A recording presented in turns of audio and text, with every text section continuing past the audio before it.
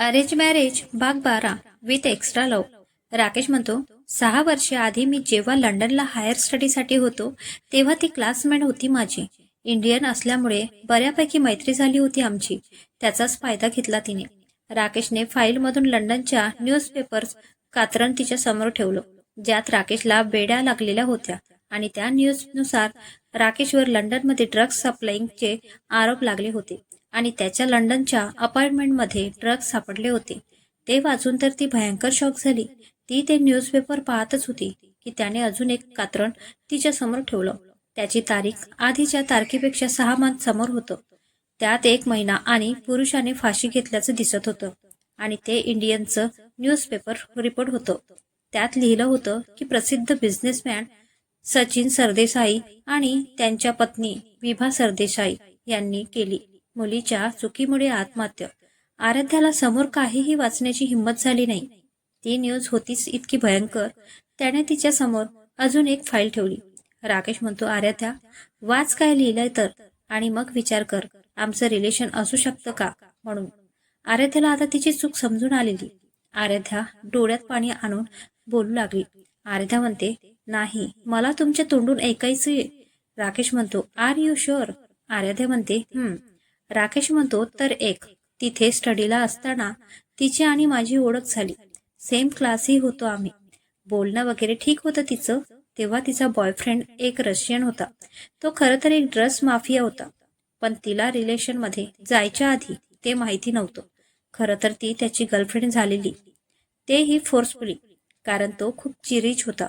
बहुतेक ती त्याच्या पैशावर भाळली होती। त्याला हिच्यात काहीही इंटरेस्ट नव्हता आणि त्याच्यातच त्याने हिच्या प्रेमाचा फायदा घ्यायचं ठरविलं आणि प्रेमाखातर इंडियात ड्रग्ज सप्लाय करण्यात तिची मदत घेऊ लागला आणि त्याच्या खातर ही सुद्धा त्याला मदत करू लागली। पण हे सगळं इतकंही सोपं नव्हतं। त्यात तिची माझ्याशी फ्रेंडशिप ती होतीच, त्यामुळे ते दोघेही कधी कधी माझ्या अपार्टमेंटमध्ये राहायचे, इव्हन मी नसताना सुद्धा। आणि त्यात त्यांनी बहुतेक तिथे ड्रग्ज ठेवणं सुद्धा सुरू केलं। याबाबत मला काहीही खबर नव्हती, पण एक दिवस मला जबरदस्त शॉक बसला जेव्हा लंडन पोलिसांनी माझ्या अपार्टमेंटची झडती घेतली, कारण त्यांना टीप मिळाली होती की तिथे ड्रग्ज मिळतील आणि झालंही तसंच। तिथे ड्रग्जचा साठा मिळाला आणि मला जेल झाली। तो बोलता बोलता थांबला। आयन म्हणतो, भाई रिलॅक्स। आयनला कळत होतं त्याला त्याच्या वडिलांची आठवण आली होती। राकेश म्हणतो, तेव्हा बाबांना अटॅक झालेला। राकेशच्या डोळ्यात पाणी होतं। राकेश म्हणतो, मी पोलिसांना खूप समजवण्याचा प्रयत्न केला, पण ते काहीही ऐकायला तयार नव्हते। त्यांचं क्लिअरली म्हणणं होतं की चार्जशीट तयार होईल। मी पुरता भिलो होतो, पण करणार काय? मी केस लढायचं ठरविलं। त्यात वकील पण बरोबर मिळत नव्हते। मग स्वतःची केस स्वतः डिफेंड केली, कारण मी दोषी नव्हतो। मला बेल पण मिळत नव्हती, पण सगळं सत्य शोधून काढलं। या सगळ्यात एकच गोष्ट राहून राहून मनात येत होती। त्या अपार्टमेंटमध्ये माझ्याशिवाय फक्त निकिता आणि तिचा बॉयफ्रेंड जायचा आणि मग त्यांचा तपास केला तर माहिती पडलंच तेच तिथे ड्रग्ज ठेवायचे आणि वेगवेगळ्या देशात सप्लाय करायचे। मी जेव्हा प्रूफ केलं की मी निर्दोष आहे, तेव्हा पोलिसांना मला सोडलं। यात 6 महिने निघून गेले आणि आता पोलिसांकडून निकिताचा आणि तिच्या बॉयफ्रेंडचा शोध सुरू झाला। त्यात तिचा बॉयफ्रेंड लवकर पकडण्यात आला। ती मात्र सापडत नव्हती, पण आता निकिताचा शोध मी पण घ्यायचं ठरविलं आणि मी पोलिसांची मदत करायचं ठरवलं। त्यात ही न्यूज इंडियातही पसरली, त्यामुळे तिची फॅमिली अफेक्ट झाली आणि तिला असं वाटतं ही न्यूज इंडियात माझ्यामुळे पसरली। त्या न्यूजमुळे तिच्या वडिलांच्या कंपनीचे शेअर्स वगैरेचा खूप लॉस झाला आणि वरून बदनामीही झाली। त्या बदनामीमुळे तिच्या आई वडिलांनी आत्महत्या केली आणि दोष तो माझ्यावर आला। ती अजूनही सापडली नव्हती, पण आत्महत्या झाल्याची न्यूज आली तेव्हा ती कुठे त्यांना पाहायला आली, तेव्हा सापडली ती, पण दोष मला देऊन बसली आणि त्यानंतर तिने तिच्या बॉयफ्रेंड्सकडून तिला आणि तिच्या घरच्यांना मारण्याची धमकी दिलेली होती। त्यामुळे ती असं करीत होती असं बयान दिलं, पण तरीही तिला 5 वर्षे जेल झाली। ती मागच्या वर्षी सुटली, तेव्हापासून ती माझा बदला घ्यायचा प्रयत्न करीत आहे आणि त्याकरिताच तिने तुला जेलस करून आपल्यात मिसअंडरस्टँडिंग क्रिएट करण्याचा प्रयत्न केला। आराध्याला रडू आलं। ती बसलेली होती। ती रडतच त्याच्या जवळ गेली आणि सरळ त्याला मिठीत घेतलं आणि एकच शब्द बोलू लागली. आराध्या म्हणते, आय एम रिअली सॉरी. त्यांना मिठीत पाहून आयन आणि सॅम्युअल तिथून कलटी झाले. राकेश तिच्या डोक्यावर हात फिरवत होता. ती शांतपणे त्याच्या मिठीत होती. डोळ्यात पाणी होतं. तिला स्वतःचा राग आला होता. पण आता काय करणार? सगळं तर तिच्यामुळेच झालेलं ना. राकेश म्हणतो, झालं असेल तर रडणं बंद कर. तसही विषय संपला तो. आराध्या म्हणते, पण चूक माझी होती. राकेश तिला समजावत बोलू लागला. आधी त्याने तिचा चेहरा उंजळीत पकडला आणि तिला सोफ्यावर बसवत तो बोलू लागला. मी नाही म्हणलेलं एकदाचं कळत नाही का तुला, की जास्त हुरूप येतो तुला? असो, मला खूप काम आहे. तो स्टडी रूम मधून बाहेर पडत बोलला. आराध्याला परत राग आला त्याचा. पण त्याचं आणि निकिताचं काही रिलेशन नाही ही गोष्ट हावी झाली त्याच्यावर. तो बाहेर निघाला तसं ती मागून त्याला फ्लाइंग किस देत होती. बाहेर आयन आणि सॅम्युअलचं बोलणं चाललेलं होतं. आयन म्हणतो, मला नाही वाटत भाई तुला जाऊ देणार. तसंही त्या निकिताचा मॅटर क्लोज झालेला नाही. सॅम्युअल म्हणतो, अरे यार, तुला कळत कसं नाहीये? आज 14 फेब्रुवारी आहे ना, मला जावंच लागणार. आयन म्हणतो, 14 फेब्रुवारी मेन्स व्हॉट? काही स्पेशल आहे का? सॅम्युअलला राग आला आणि हसूही. सॅम्युअल म्हणतो, अरे यार, तुझी पूर्ण फॅमिलीच अनरोमॅन्टिक आहे.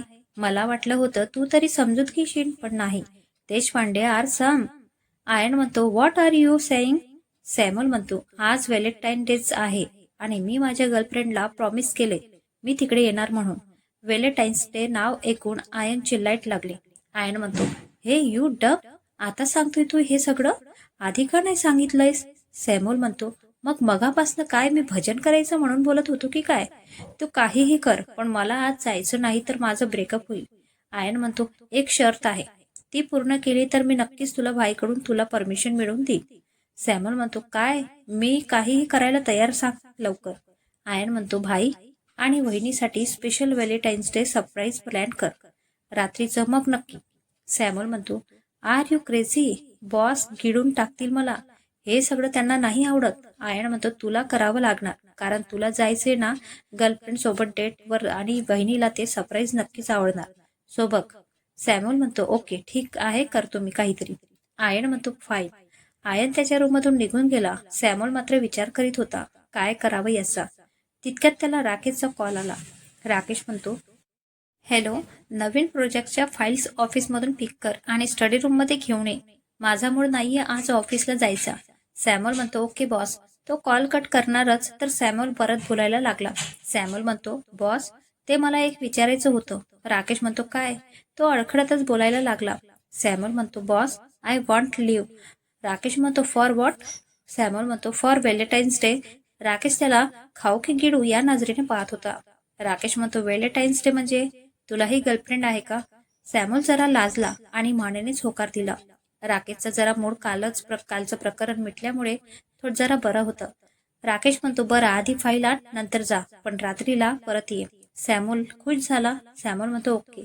तो ऑफिससाठी निघून गेला. इकडे आराध्याला सुद्धा माहिती होतं, पण काय स्पेशल करावं ते सुचत नव्हतं. काम तर काहीच नव्हतं. त्यात तिला माहिती नव्हतं की तो ऑफिसला जाणार नाहीये.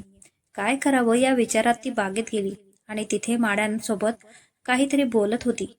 त्यावर ते तिला रिॲक्ट करीत होते की नाही, नका, आमचं काम नाही, आम्ही करू, तुम्ही जा. शेवटी ती थकली आणि परत येण्यासाठी वळली. तितक्यात तिची नजर एका सुंदर अशा गुलाबांच्या फुलावर पडली. अगदी सुंदर दिसत होते ते आणि त्यावर आज व्हॅलेंटाईन्स डे. तिला फूल तोडण्याचा मोह आवरला नव्हता. ती फुलं तोडायला गेली. तिचं लक्ष नव्हतं. राकेश तिला स्टडी रूमच्या गॅलरीतून तिला पाहतोय. ती हलकेच हात पुढे करत ते फुल तोडायला लागली आणि अचानक ती ओरडली, आई ग. इतका जोरात तिने आवाज केला की काय झालं हिला ह्या विचाराने राकेश तिच्याकडे धावत आला. तिला हाताला काटा रुतला होता. गुलाब म्हणल्यावर काटे तर असणारच ना. थोडं रक्तही आलं. राकेश तिच्याकडे येताना सगळ्या माळ्यांवर एक रागीट कटाक्ष टाकला. तसे ते भेदरले आणि त्या सगळ्यांनी मानाखाली टाकल्या. मात्र तिला तिच्या दुःखातून जास्त तो धावत तिच्यासाठी आला याचं बरं वाटत होतं. ती मनमोहन त्या काट्याला आणि गुलाबाला थँक्यू म्हणत होती. कोणी कितीतरी प्रेम करावं एखाद्यावर की एखादी ठेच प्रियकराला जवळ आणत असेल तर ती ठेच आपलीशी करावी. अगदी तसंच काहीच तिचं झालं. तो जवळ आला. राकेश म्हणतो, आर यू ओके आराध्या? अगं कशाला आलीस तू इथे? त्याने तिच्या हातावरचं ब्लड पाहिलं. थोडंसं होतं ते, पण काटा लागल्या असल्यामुळे सलत होतं आराध्याला. तिने एक नजर त्याच्या डोळ्यात पाहिलं. काळजी होती त्याच्या डोळ्यात तिच्यासाठी. आराध्या म्हणते, अहो काही नाही झालं, जरा काटा लागला, थोडं काही लावलं की ठीक होईल. राकेश म्हणतो, तुला इकडे येण्यास कुणी सांगितले?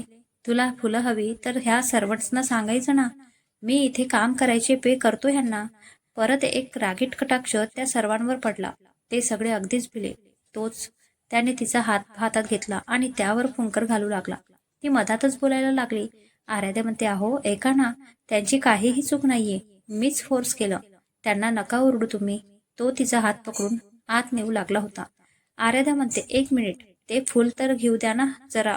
मला तर पूर्ण रूम रेड रोजने डेकोरेट केलेली आवडते. ते नाही तर निदान एक फुल तर घेऊ द्या ना जरा हातात.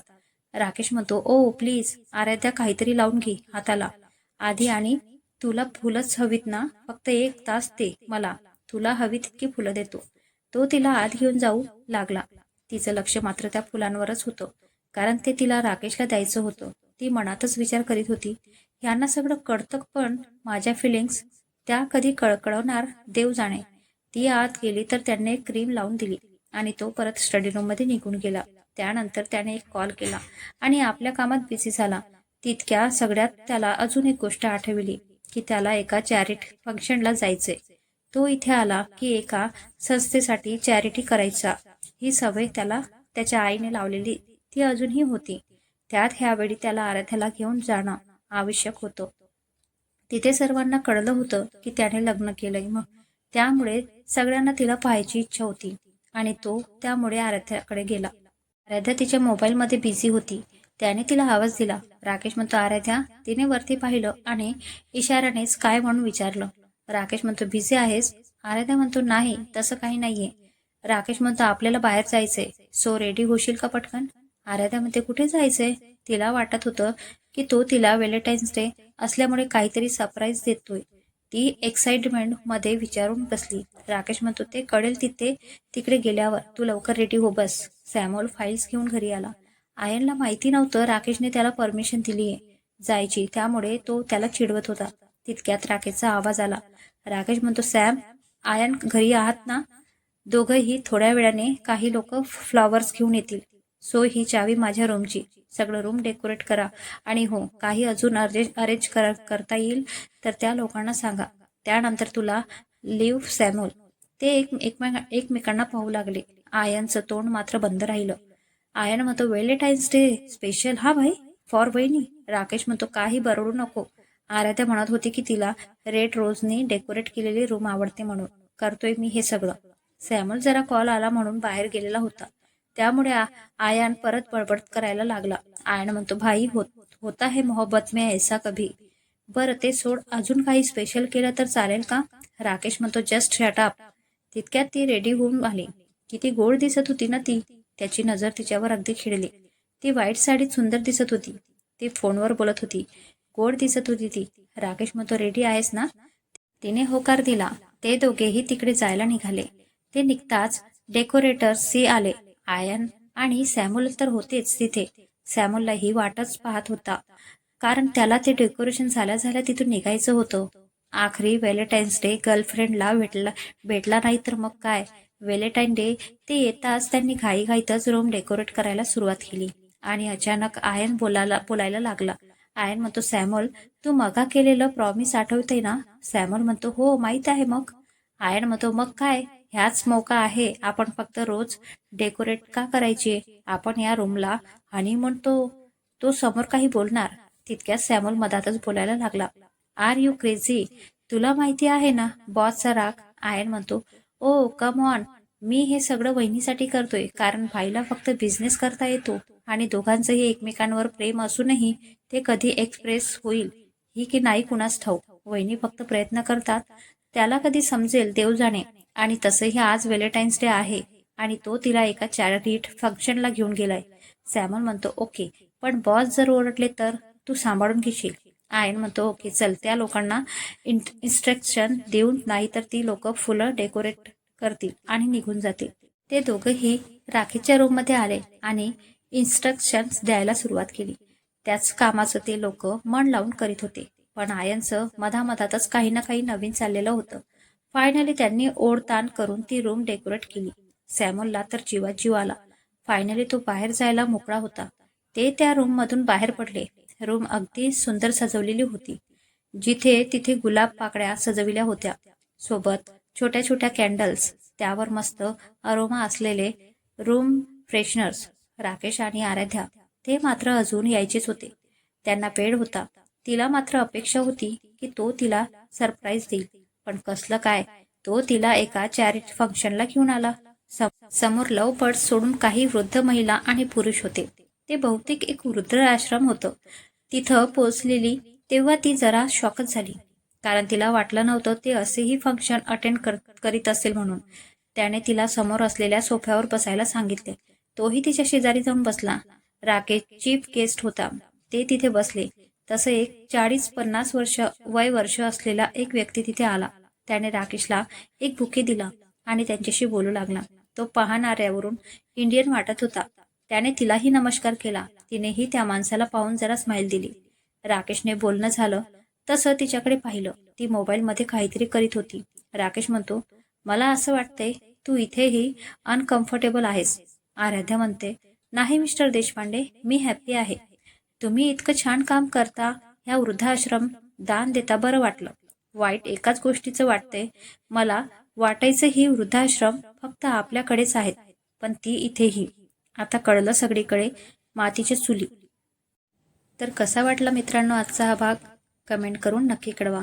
जर का तुम्हाला माझे व्हिडिओ आवडत असतील तर व्हिडिओला लाईक आणि शेअर करत जा आणि चॅनलला सबस्क्राईब करून बेल आयकॉन बटनला ऑल करा.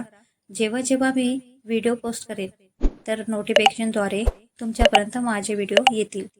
तर प्लीज सबस्क्राईब करायला विसरू नका. भेटूया पुढील भागात. धन्यवाद.